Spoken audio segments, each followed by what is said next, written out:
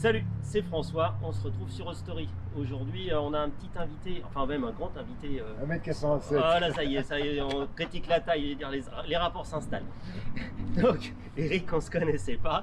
Et puis, je sais pas comment, sur internet, j'ai dit des conneries, il a été super sympa. Et puis, je l'ai invité, il a fait un apéro auto parce que c'est un fan de moto. Donc, on a fait un apéro moto, le premier apéro moto.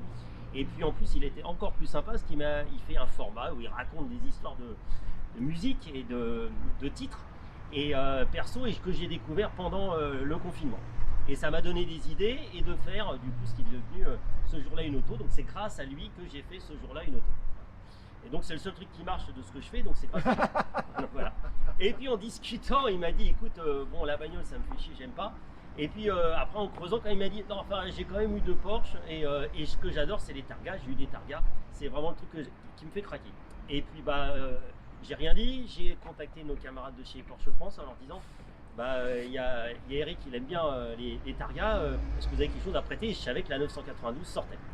Alors le confinement et la pandémie est passée par là, donc c'était un peu compliqué. Et puis finalement, il y a cette belle auto qui est une série limitée, qui est la première série limitée Heritage.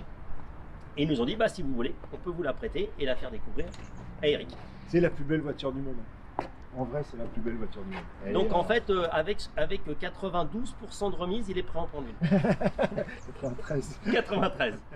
Non, 92 parce que c'est 992. Ah oui. Ouais, j'avais fait la ruse. Donc voilà, donc on va aller faire un petit tour avec.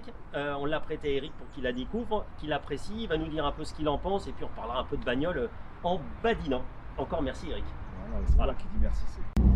Bon, on se retrouve. J'ai enfin condescendu à laisser les clés à Eric. Non, je lui ai laissé déjà hier soir, donc il a déjà roulé. Il a été hyper réglo, ça fait 3 semaines que je l'ai la voiture maintenant. 4 semaines. 4 semaines. Et par contre, ton aller-retour à Istanbul, ça s'est bien passé. Écoute, super, on a refait le bas de caisse. Bon, voilà, mais après, c'est choucrouté, c'est propre, vous rassurez-vous. La voiture en VO, personne n'y verra rien. C'est le même mec qui avait refait la Mercedes de Lady Di. Donc aucun souci, ça se passe très très bien. Non, on déconne. On l'a que 2 jours, mais on a essayé de la laisser un maximum à Eric, mais qui travaille beaucoup. Et donc, on a essayé d'organiser les choses pour qu'il puisse un peu en profiter. Le départ, moi, on va revenir un petit peu sur le sujet. T'es plutôt un motard, mais t'aimes bien aussi les caisses, mais surtout une catégorie de caisses, c'est Porsche. T'es fan de Porsche. Et pas n'importe laquelle. C'est-à-dire, je suis fan de la 911 depuis tout petit. Et je pense que ça doit dater des circuits, tu sais, les circuits 24, on appelle circuit 24. Et donc, je me souviens très bien, je jouais avec mon beauf qui est mon grand frère, et lui, il adorait les Ferrari, et moi, j'adorais les Porsche, et j'avais les Porsche, je les payais, tout ça et tout. Et puis après, la moto est rentrée dans ma vie, et la moto, c'est une grande partie de ma vie.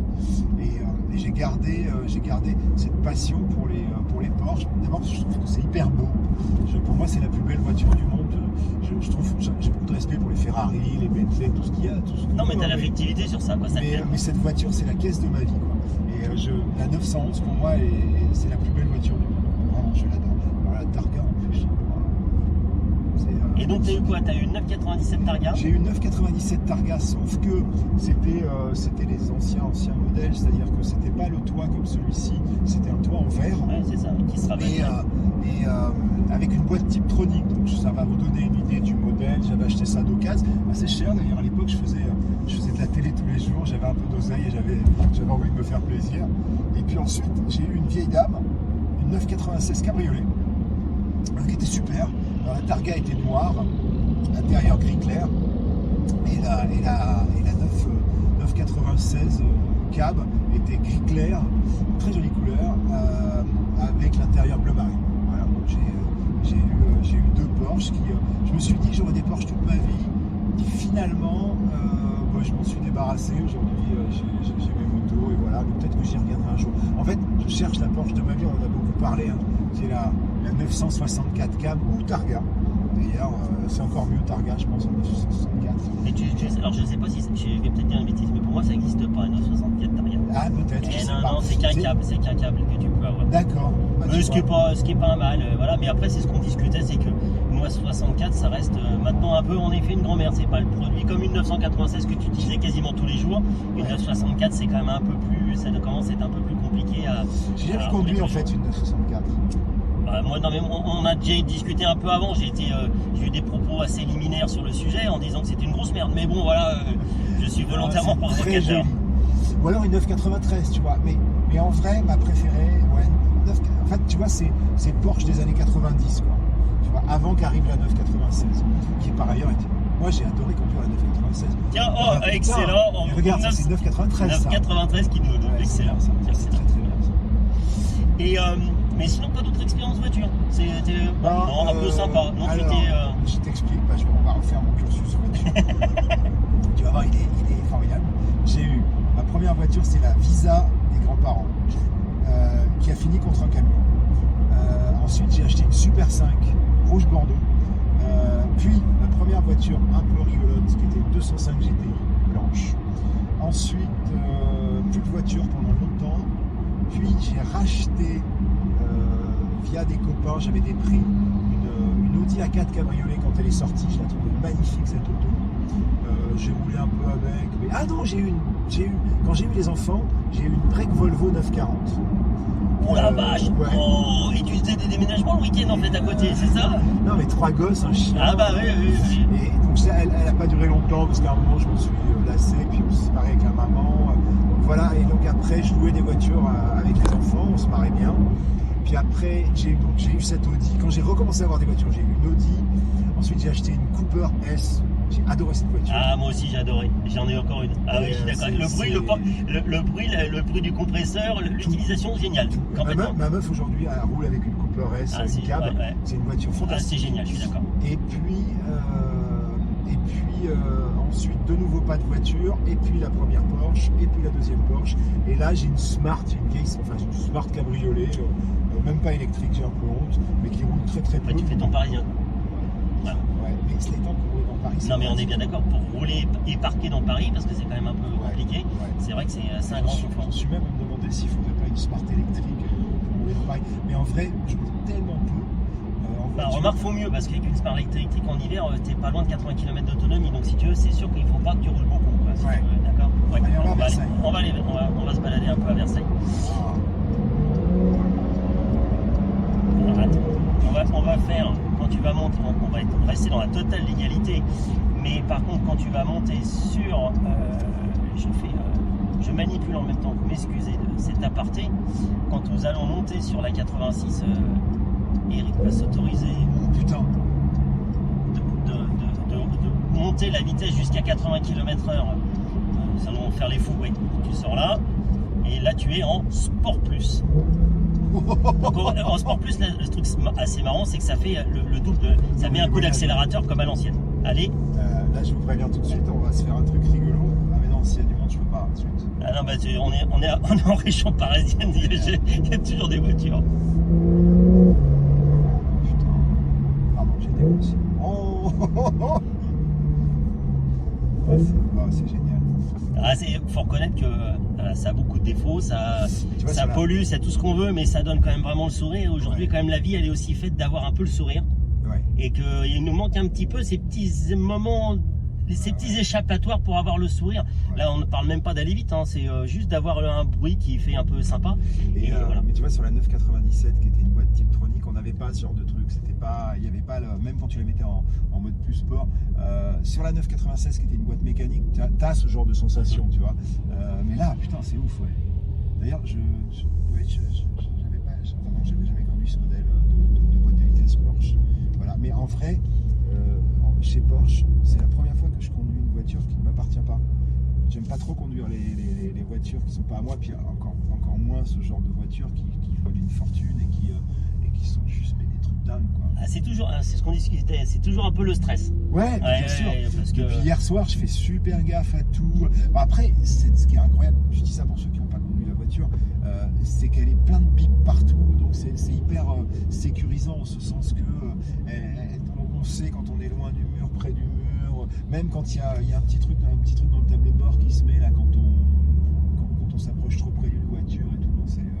Et alors justement, tu as fait la transition en professionnel excellent que tu es. T'en as pensé quoi? Tu l'as un petit peu utilisé, tu as eu le temps d'utiliser un petit peu hier soir, un petit peu de route, un petit peu dans la ville? Hier soir, j'ai bravé le couvre-feu, mais il se trouve qu'avec ma carte professionnelle, circuler. Et puis c'était pour le boulot, parce qu'on faisait le reportage. Donc, enfin, je veux dire, là, si on va dans le bout du truc, tu avais le droit, c'était pour le boulot, on préparait cette interview et qu'on n'avait que ce timing-là pour arriver à le faire. Et du coup, en fait, ce qui est formidable avec cette auto, mais ça c'est Porsche en général, genre le mec qui s'y connaît. Non mais c'est que vous roulez dans Paris, je roule pas vite en vrai. Donc là tu vois, je roule à peu près tout le temps comme ça, j'aime moyen aller dans les tours,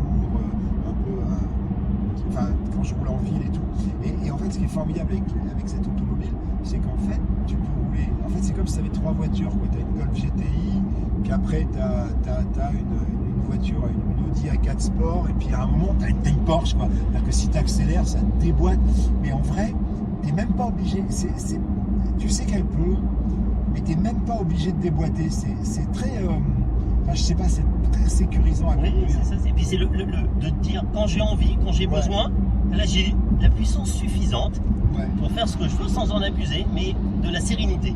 Ouais, et puis il y a ce truc-là aussi qu'on a à chaque fois qu'on met le pied dans une Porsche, c'est l'impression d'avoir cette voiture, une voiture lourde et compacte, c'est très compact, c'est très, bam. Bon, après je descends de ma Smart, hein. Mais tu sais, c'est bam, voilà, t'es bas, t'es compact, t'es large. Là dans mon rétro, vous connaissez les images, vous l'avez vu à la télé, mais dans mon rétro j'ai une queue de la Porsche qui est juste magnifique, là, les ailes bombées. Enfin bon voilà, une espèce de sensation de sécurité tout en étant très. On sent vachement la route en fait. C'est-à-dire que vous sentez les vibrations d'auto. Ils savent faire des voitures. On peut les critiquer sur certaines choses, mais ils savent faire une voiture, ils ont su garder quand même l'âme de la voiture et la faire évoluer continuellement. C'est ça qu'il faut reconnaître, que là-dessus ils sont.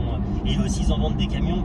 Enfin, je veux dire, c'est pas par hasard. Moi, je suis dur sur Taycan par exemple, mais par contre, oui, 980. Ah ouais, c'est pas bien cette voiture. C'est pas que c'est pas bien. La voiture est non, mais la voiture est très belle. La voiture est très performante, elle est très bien finie.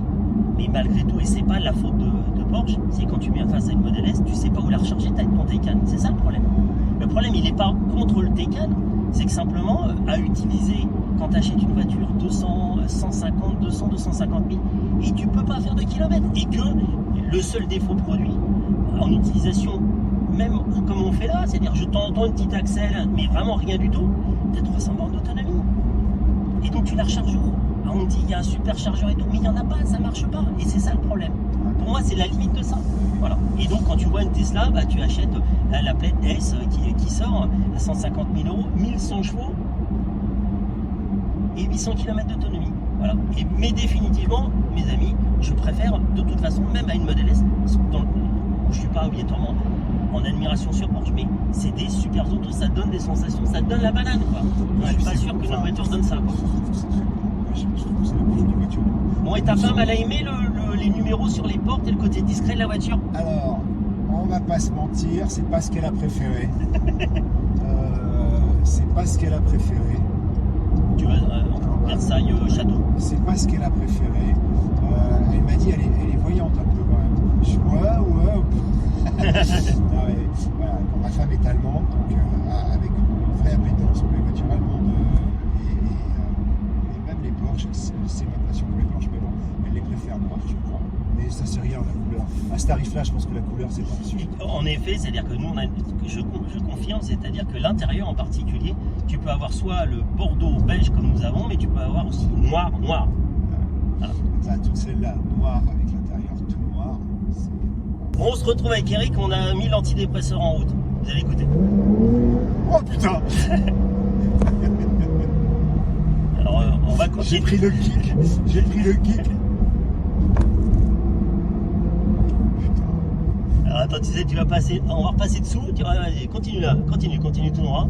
Ouais, tu continues là, on vous le fait live, ouais, voilà. On va faire demi-tour, on va rattraper, et puis on va réussir là, il y a un peu moins de monde.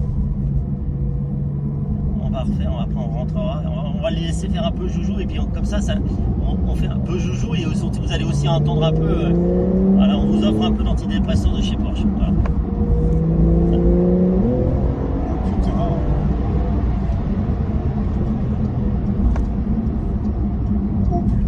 Pardon, je suis grossier. Tu fais le tour du long truc.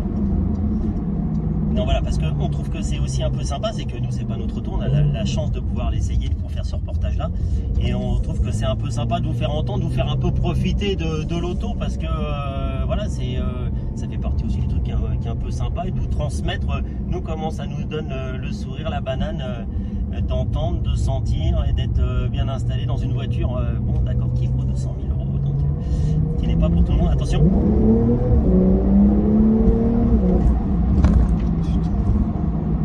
Je vous rassure, nous sommes à 80 km/h. 76. Voilà, ça c'est fait. Tire-ton par là. On a perdu notre motard. Ouais, parce qu'on a un motard suiveur et on l'a perdu. On se retrouvera pour une petite conclusion finale juste après. Salut, on se retrouve pour un petit message de conclusion pour remercier Eric pour ce jour-là, une auto un petit peu spéciale dans son format qui était dans la voiture. Et pour vous rappeler que vous pouvez retrouver tous les autres épisodes de ce jour-là, une auto sur toutes les plateformes d'écoute en podcast, Google Podcast, Apple Podcast, Deezer, Spotify et bien plus, en tout cas sur toutes en fait. Et aussi sur YouTube, sur la chaîne de Road Story, et bien sûr en épisode, en article, pardon, sur le site Histo Auto dans la rubrique Road Story. À bientôt.